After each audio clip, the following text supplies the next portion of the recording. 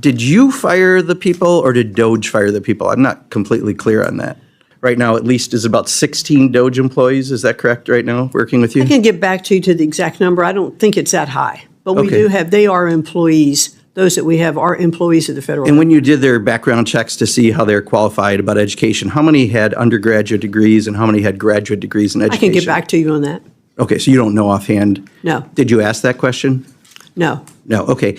Did you ask if any of them were teachers previously? I did not interview those people that are part of the Doge group. And did you ask if any of them worked in schools? We call that horse hockey where I come from, right? We know it's not real. He's in the back closet. I understand you guys don't want his, front and center, but he's still in the room. And he's still making a lot of these decisions. And that's the real problem. Lawmakers pressed the Secretary of Education over mass firings, questionable hires, and the growing influence of Elon Musk inside the Department of Education. Over 1,300 employees were fired, many replaced by individuals linked to a group informally tied to Musk, yet the Secretary couldn't confirm their qualifications or backgrounds in education. Thank you, Madam Secretary. No, I think it's my question time, if I can. They'll start the clock. I just don't want to lose my clock. Well, and if we could do short-term answers rather than long-term ones, too, that'd be helpful, just because I got a lot I'd like to talk about. Let's talk about waste, fraud, and abuse a little more, about Doge. So you fired 1,300 people. Another 600 people took Elon Musk's deferred resignation offer. Did you fire the people or did Doge fire the people? I'm not completely clear on that.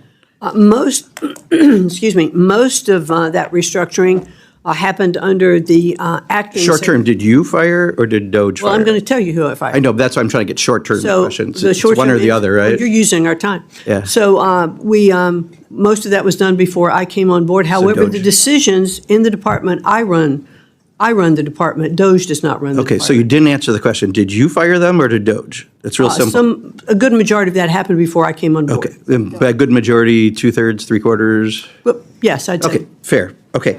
And how many times did you meet with Elon Musk I've about met firings? with Mr. Musk probably 3 to 4 times now. Okay, Not including when I was on the transition committee and had several opportunities to speak with him. sure. And then if I understand it right, on your Department of Education employee roster, you have right now at least is about 16 Doge employees. Is that correct right now, working with you? I can get back to you to the exact number. I don't think it's that high. But we do have, they are employees. Those that we have are employees of the federal. And when you did their background checks to see how they're qualified about education, how many had undergraduate degrees and how many had graduate degrees in I education? can get back to you on that. Okay, so you don't know offhand? No. Did you ask that question? No. No, okay. Did you ask if any of them were teachers previously? I did not interview those people that are part of the Doge group. And did you ask if any of them worked in schools? Did you know if they were Actually, I had a asked? conversation with one of them yesterday who did have a background in education, technology education, and had worked across several different aspects and was really schooling me a little bit on some of the AI things that we could bring in. So one of them had a good background, good. Any of them work in universities that you know of prior? I don't know. Okay. Fair enough. So part of my concern is, I know yesterday there was this big splash, Elon Musk is stepping back. We call that horse hockey where I come from, right? We know it's not real. He's in the back closet. I understand you guys don't want his, front and center, but he's still in the room. And he's still making a lot of these decisions. And that's the real problem that I have is, you've got a bunch of folks that he brought in that you've admitted you didn't hire, you don't know their backgrounds if they have anything in education, yet they're helping you fire half of your employees right now. And I'm really concerned about that. Do you know if any of them have requested or gained access to any sensitive data held by the department, including student loan borrower data? Well, as government employees now, they have been vetted through the same process than any other government employee would. And so what access would be granted to other government employees they have. That's fine. And then do you know the number of people that you've had to reinstate of those fired? It's about 74. About 74. So how did that happen? Because, I've been an employer for 37 years. The dumbest thing I could possibly do is fire someone just to rehire them, right? Because you've given them no job security. It's like beyond stupid, right?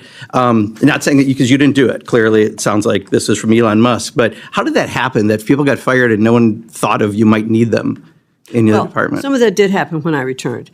Even more troubling, these individuals may have access to sensitive student data, while the Secretary couldn't rule out whether Musk's companies have contracts with the department.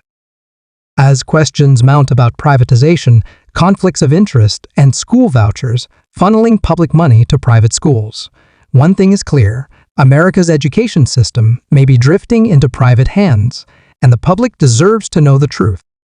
Okay. Now, I was in the private sector. I have done restructuring in firms, and it's painful to do that. Yeah. But And fire people to rehire them? Well, here's the thing. Like, usually that's not a strategy. When you are restructuring a company, you hope that you're just cutting fat. Sometimes you cut a little in the muscle, and you realize it as you're continuing with your programs, and you can bring people back to do that. Yeah. So Or that's you what can we plan did. ahead and not fire people to rehire them, right? That would be another strategy that I think is more often used. Would you agree?